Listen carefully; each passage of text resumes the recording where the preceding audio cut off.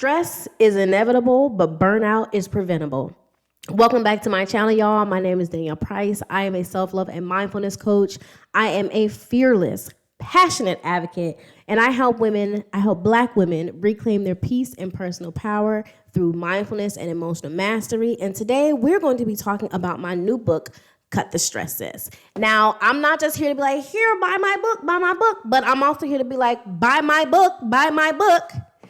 But I am here to talk to you all about stress. Now, I typically do a workshop on stress for a lot of different people, and I love it. It's one of my favorite things to do. It's what I did in the military, and I just want to make it as plain and simple as I possibly can for everybody to be able to understand. Before I get started, make sure you like, comment, and subscribe. Make sure you turn on that notification bell so that you are notified every single time that I post a video. Now, I'm just going to flow through what I typically do in a workshop.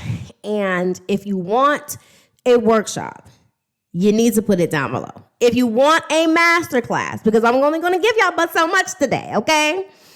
I have resources down below. I have an e-guide that's like as low as 99 cents. This book is offered as an ebook for $9.99 on my website. Y'all, do with it as you will, but I'm about to put y'all on game now, okay?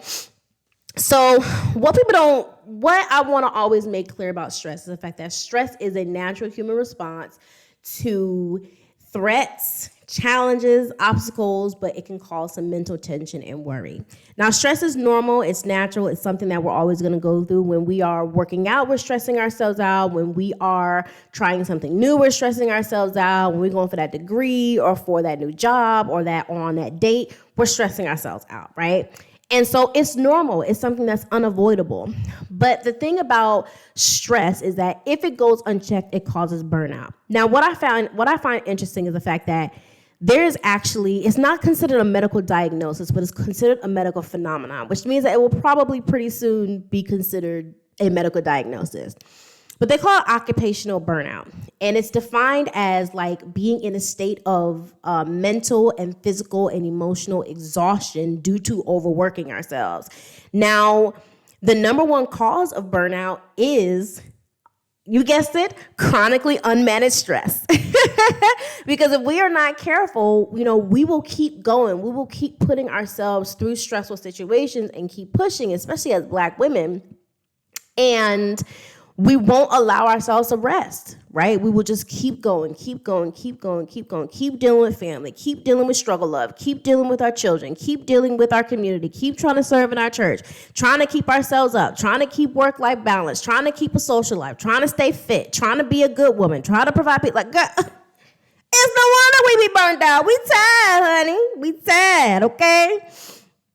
And so it's important to understand that although stress is inevitable, burnout is in fact preventable, because when we learn to better manage our stress and to reduce our stress, we then are able to prevent burnout. Now, burnout, I like to describe it like this, because burnout is real sneaky, right? Because we'll keep going through burnout too, okay?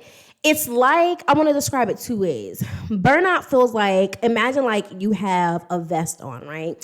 And then you have 3 sandbags dragging behind you when you first get up in the morning. You get up, the sandbags are there. You're dragging yourself to the bathroom. You're dragging yourself to take your kids to work. You're dragging yourself to make breakfast. You're dragging yourself to do this and do that. That's what burnout feels like. When you are chronically dealing with stress, that's what it begins to feel like.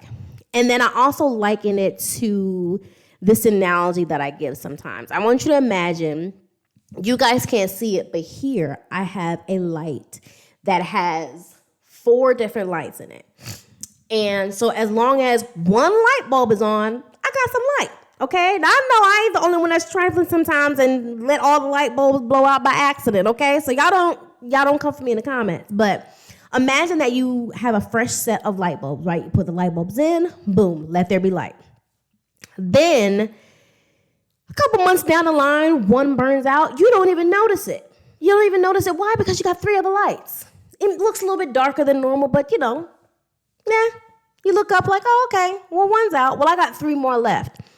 A month later, that other one burns out. You're like, oh, I got 2 more left. I think I'll be fine. The next month, both of those blow out. What are you left with? Complete and utter darkness. And then what do you have to do? You got to go to the store, you got to get new light bulbs, and you got to replace them, and then there's light again. That's how quickly burnout can begin to creep up on you. That's what it feels like when you slowly let parts of your life take from you without replacing it with something. That's what it looks like to run your life on empty and keep thinking, oh, I can go a little bit longer. Oh, I can go a little bit longer, until next thing you know, you're down. You got all these aches and pains. You got an autoimmune disease. Your hair is falling out. You're obese. You have an unhealthy relationship with food. You're snappy. And oftentimes we don't even realize that we're burnt out because, again, we just keep on going, right?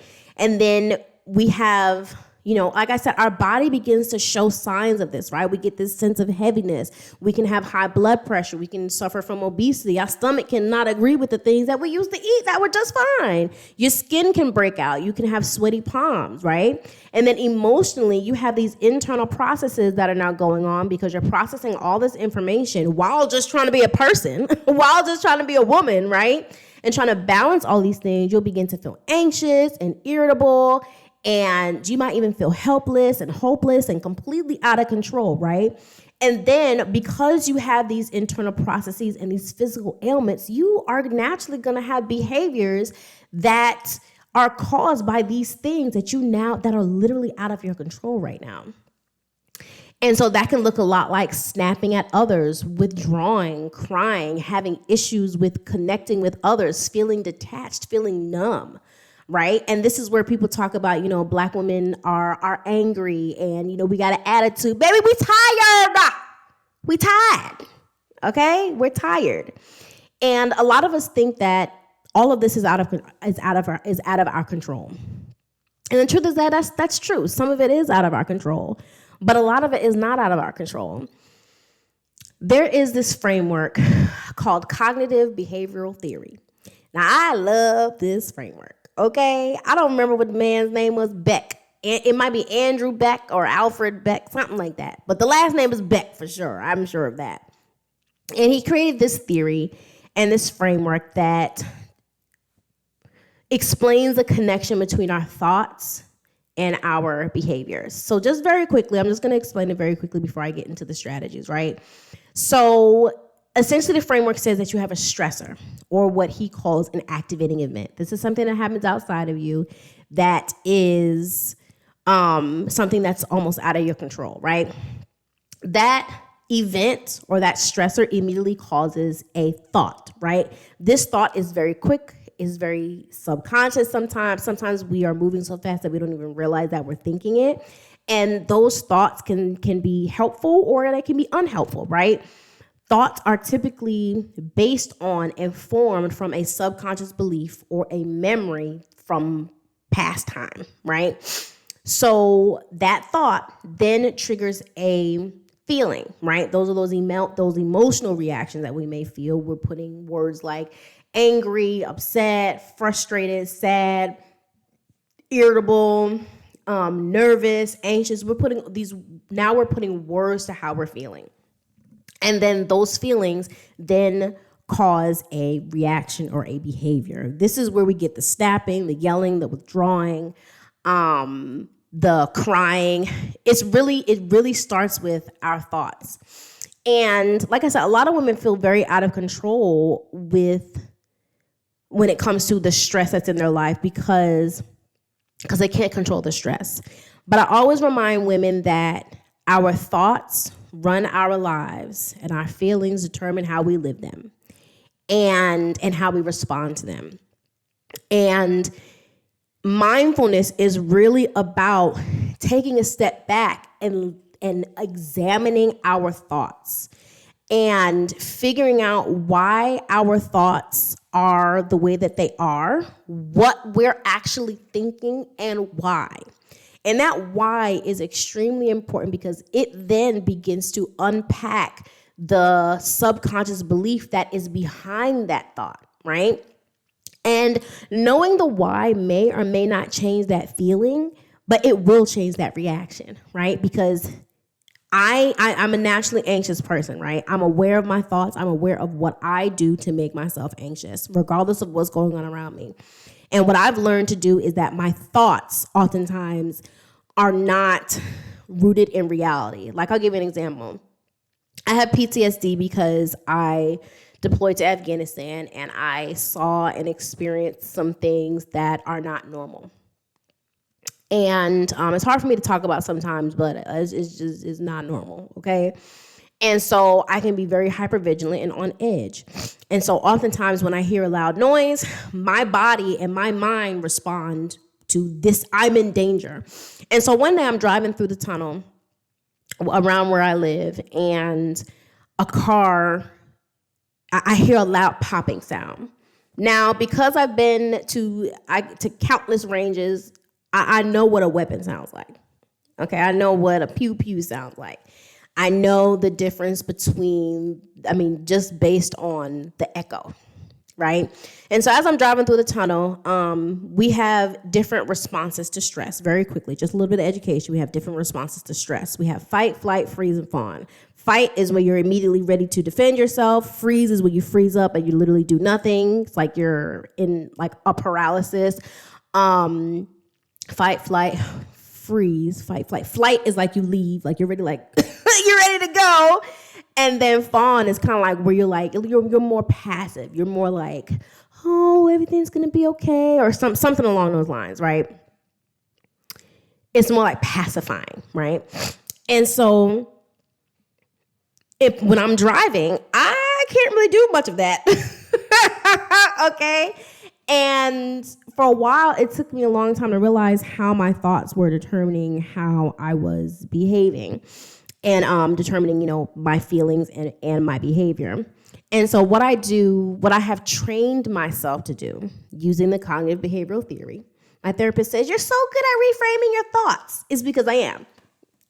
Thank you. It's because I am. I have to literally tell myself out loud, it's a car, you're not in danger. It's a car, you're not in danger. It's a car, you're not in danger. My thought is still, I'm in danger, I need help. My feeling is still anxiety. But because I am aware of my emotional and mental response to something that reminds me of danger, I remind myself, one, you know what a weapon sounds like, and that ain't it. That's not it. Nobody else is reacting, okay? Doesn't seem like anybody else has been hit, okay? Like, I immediately begin to go into an analysis of the situation that's at hand so that my behavior doesn't get ahead of me, right? So that my unhelpful thoughts that are rooted in my traumatic responses don't get ahead of me. I hope I'm making sense. And so I still feel anxious, but my behavior is different because I'm aware that my thoughts will make me deal with this situation in a way that's not rooted in reality. So this is where coping skills comes in, right? Because sometimes you're in a situation where you can't control anything and you are just the only thing that you can do is just cope with it. That's it. That's all you can do is just cope with it. And so this looks a lot like deep breathing, if you have time, journaling. These are things that you can do in the moment that can help you deal with the situation until you get to the other side. The problem with coping skills is the fact that it's not always long-term. The coping skills, again, is just helps you get to the other side so that you ain't got to deal with it, so that you can deal with it in the moment. But it doesn't talk about how to reduce the stress, how to minimize the stress. It's very long-term, and it's oftentimes reactive. Whereas when we talk about reducing stress, and we talk about how you can implement strategies into your life, especially self-care strategies, into your life to reduce stress, that's when we're talking about forward thinking. That's when we're talking about things that you can do in the long term, right? Do for the long term. We're thinking proactive, right? And that requires forward thinking. But these are things like setting boundaries, prioritizing self-care, and ensuring that you are well taken care of so that when something does happen, it does not affect you as much as it normally would have. Now, I always tell people that we are the center of our universe and our lives revolve around us. And so the only way for us to really and truly show up and perform and, be the person that our families and our communities and everybody needs us to be, we have to take care of ourselves. We have to prioritize our well-being. We have to do things that fill our cup up. Stress will have you running yourself ragged, and then you can't show up for people. And then you can't do what needs to be done. And if you do, you don't do it very well because you're tired. Imagine trying to take a test tired. We used to do that in college, but baby, not at 35, honey, not at 35.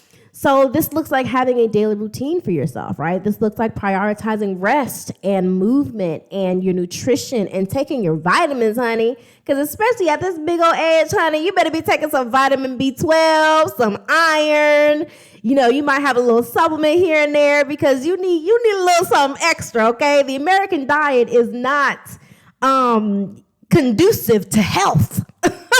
Okay, it's not conducive to health. And so you really want to make sure that you're prioritizing your physical body as well as your mental body or your mental health, right? And so this may look like going to therapy, talking to somebody, talking to a coach. It may look like reading, just doing something that you enjoy, decluttering your space.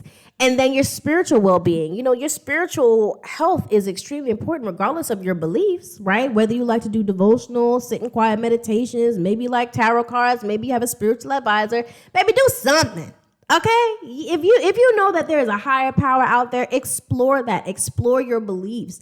Allow yourself to live an authentic spiritual life so that you have something that's I don't even want to say outside of you, but you have a firm foundation and belief that, there is something greater at work. That's what I'll say, that there is something greater at work. Whether you believe in the big man in the sky and heaven and angels, or you believe in your higher self and, the Orisha, whatever you believe, baby, invest in that, okay? Because that's what's going to get you through them hard times. That's what's really going to get you through them times where you like, baby, I ain't got it, but I have to, right? And so those are the things that you can control. Right? Those are the things that you can do in order to prepare yourself for the stressors that are inevitable, right? And it shows you that, okay, I'm tired, but I have to show up. I'm showing up tired stresses me out more. If I prioritize rest, this reduces that stress.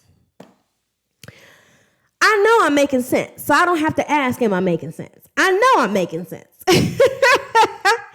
And then when you are able to do those things for yourself and you see that you are worthy of the time, energy, and effort that you give everybody else, you learn to manage your expectations of yourself. You learn to realize like, oh, I'm not supposed to be doing a million things in one day. Oh, I've had unrealistic expectations of myself for way too long. And it's time for me to adjust that, right? You start prioritizing your tasks a little bit differently. Like, for instance, I'm a stay-at-home mom. I work from home. I'm retired. I have physical ailments because of the military, and the military pays me very well because of it. I have flare-ups, right, that can sometimes, cause me to be down for days at a time.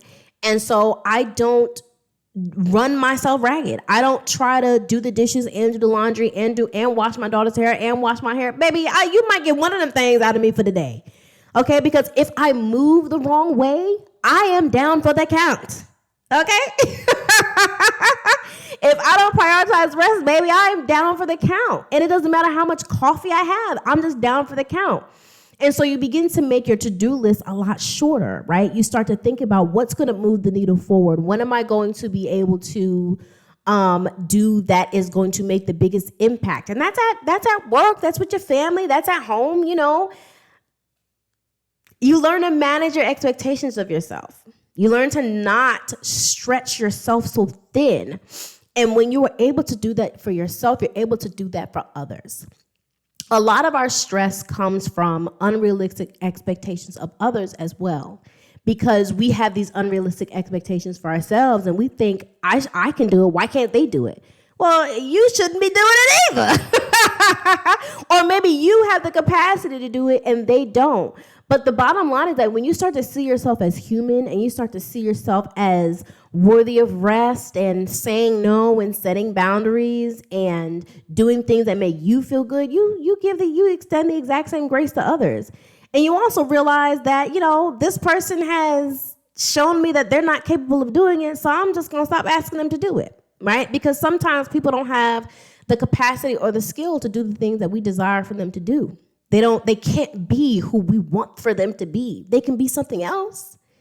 And so whenever I do this training, I always talk about how you can, millennials, we know MySpace, right? And you have your top 8. And, you can move somebody up and down off your top 8. You have to determine who your top 8 is, right? It might not be your mama. For me, it is my mama, even though she, we have an interesting relationship sometimes. I know that I can rely on her, especially when I need my daughter to be watched. But when it comes to emotional support, I can't really go to her for that. Because that's not her strong suit. She's going to take care of her grandbaby. Okay? She's going to be there for her grandbaby's emotional needs. But, she has a little bit of a hard time doing that for me, and that's okay. I mean, it's not okay, but, that's just not her thing, right? So I go to other people for that, right? I have a therapist for that. And, everybody serves a different role in your support system. It's just up to you to determine, are you going to keep trying to get somebody to be something other than what they've showed you that they are able to be? Or are you going to decide whether or not, A, they're going to have a place in your support system, or B, what place they're going to have in your support system? And I'll end with this. This does not mean not holding people accountable, right? It just means, again, focusing on the fact that you can make a decision for yourself based on the actions of somebody else. Based on the patterns of somebody else, you now have to make a decision on what place in their life they're going to hold. In full transparency, I no longer talk to my father. And it's not because I don't love him, it's because I accept him for exactly who he has shown me he has been for the last 30 some odd years. He has been a very unstable figure in my life, and I have allowed him to pour gasoline on me. And the world was setting it on fire. And I was struggling so bad because I just wanted my daddy. And instead, everybody doesn't have good parents. And it doesn't mean that my dad's not a bad person. I mean, it doesn't mean that my dad's a bad person. I don't think he's a bad person, but he has his own trauma that he's responsible for. And that's a him problem. That's not a me problem. And so when I determined and saw the effects that our relationship, the instability of his treatment of me was affecting my ability to be a mother and was affecting my ability to be well, I chose to let that go. And it's never easy, but it was necessary. And I still struggle with it sometimes because I struggle with religious guilt sometimes. And although I'm not a very religious person, I remember one time I was going to reach out to him again. And I was praying about it, and I was, just thinking like, I feel bad. I'm supposed to honor my parents. And I heard God so clearly say, you can say God, intuition, God, whatever. Insert higher power for you. I heard him so clearly say, what makes you think I want you to be abused? And that was it for me. I closed the book on that. I closed the book on that because you're right. You're absolutely right. What makes me think you want me to be abused? And I began to go down this rabbit hole of why I suffer and why, certain things that we learn in church and from our families teach us that suffering is noble, that there is somehow going to be a prize at the end of the suffering rainbow. And, I talk about this in this book, Cut the Stresses, that sometimes the end of the rainbow is when you choose yourself, is when you choose to make decisions that are in alignment with your own well-being, because my child still needs me. My child can't have a depressed mom. The world will suffer without my voice because I am impactful. I am influential. I choose to use my voice. Y'all excuse the thing. I choose to use my voice to advocate for Black women to live well. And so I cannot allow myself to exist in circumstances that do not allow me to live well. Period, point blank. I'm doing a disservice to the world by living unhealthy. And I don't want anything, regardless of who they are, what they are, who they are in my life, who they have been to me. I don't want anything to stand in the way of me fulfilling my purpose, because I'm here to change the world, and so are you. And so I hope that you all cut the stress, sis. I hope that you all realize that you have so much more control over your life than you think you do. You are powerful. You are magnificent. You are also delicate and gentle and kind and loving and fearless and iconic and influential and impactful and talented and gifted and purposeful. You are all of these doggone things, sis. But you cannot walk in that boldness and that authority and that main character, I got it going on energy, if you got all this stress in your life. If you're not taking care of your mental and physical and emotional well-being, baby, you might as well be a bump on a log. And I say that with my whole chest. Because until you are doing the things that you're supposed to be doing, until you do the things that actually have purpose and meaning behind it, baby, you are a bump on the log. And I don't know about you, but I don't want to live a life that's just haphazard. And it doesn't mean you have to be a millionaire and at all the galas. No, baby, sometimes, Grammy down the street heals people through her food. Sometimes the trainer at the gym, at the community center, helping senior citizens live, 2 to 3 to 4 years longer to be able to see the birth of their great-great-grandchildren is healing. But you won't know that about yourself if you are constantly dealing with stress and anxiety. If you're telling yourself things that aren't true, that aren't helpful, you'll never get through to that. We all have purpose, and we need your purpose in our community. But first, it starts with you cutting the stress, sis. Putting down the burdens that were never yours to pick up in the first place. Okay? I say that with so much love, but I say it with my chest. Cut the stress, sis. I love y'all. I hope y'all enjoyed this. If you are serious and ready to cut the stress, grab my book, Cut the Stress, sis. The link is down below. It is $9.99 as an ebook. By the time this is published, I may or may not have it available for you all to buy the physical copy. But buy it. Get the book. Not just because I wrote it, but because it's going to teach you how to develop that self-awareness to understand your thoughts. It's going to teach you how to develop that emotional intelligence so that you are able to master your emotions. It's going to teach you how to stop seeking outside validation. It's going to teach you how to cultivate healthy and supportive relationships. All of these things are stress reduction strategies that will prepare you for the long term. These are things that oftentimes go overlooked, especially in our community. And I'm bringing it to us, and I wrote it for us. And if you don't got the $9.99, so you kind of like, girl, I don't know. You trying to sell me too much. Girl, I got a whole e-guide for 99 cents. And it's called 5 Things to Start Doing to Protect Your Peace and Elevate Your Life. And that I have so much fun right now, honey, because I really wrote that for us, okay? This is a little bit more proper, okay? But that book, that e-guide, honey, I wrote that for us, okay? And y'all will enjoy that. So regardless of whether you got the $9.99 or the 99 cents, girl, pick one of them, okay? And let's get this message out. Pass it along. Teach your children, teach your community. I had a woman, and I'm going to end with this. You never know the impact that you're having by simply being the woman that God created you to be.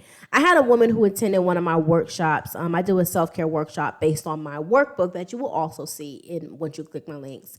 And she said how she purchased it for her daughter. And we had talked during the workshop a little bit. And she purchased it for herself and for her daughter. And she said her daughter was in medical school. And she was having, her and her friends were, 4 of 180. They were the only ones that looked like us, okay, because period. And how my workbook helped her get through medical school. And how oftentimes when they were frustrated or, were just dealing with a lot, she would whip out some wine, and she'd say, let me show y'all something, and use the book to teach her friends how to take care of themselves. And, they went on to all receive their first choice in residency. I hold that story near and dear to my heart because I took what I went through and I turned it into not just profit, but into purpose. And now I teach other women how to avoid what I went through and to teach them how to bounce back if they are, in fact, going through what I went through. That is how living in your authenticity and healing from your trauma can positively impact your community and your family. And yes, do I profit from it? Absolutely. But the biggest thing that the world gets from me isn't my money or my wealth. And baby, I'm doing okay, but business is growing. It's the impact. It's the difference that I can make when women look at the book and see themselves and learn something new and then turn it and give it to a sister. So I love y'all. Like I said, pick up the book, Cut the Stress, Sis. It's an easy read. You will not be disappointed, I assure you. I love y'all. Make sure you like, comment, and subscribe. You want to. Make sure that you join the tribe. Hit that notification bell. That way you are notified every single time I post a video. I love y'all. I cannot wait to share even more with y'all. I feel like I'm on good footing. I hope y'all are enjoying this. And until next time, peace. Every millennial does this. I've been all in my phone, I got options. And I don't wanna tell you to drop it, but I don't wanna play your face.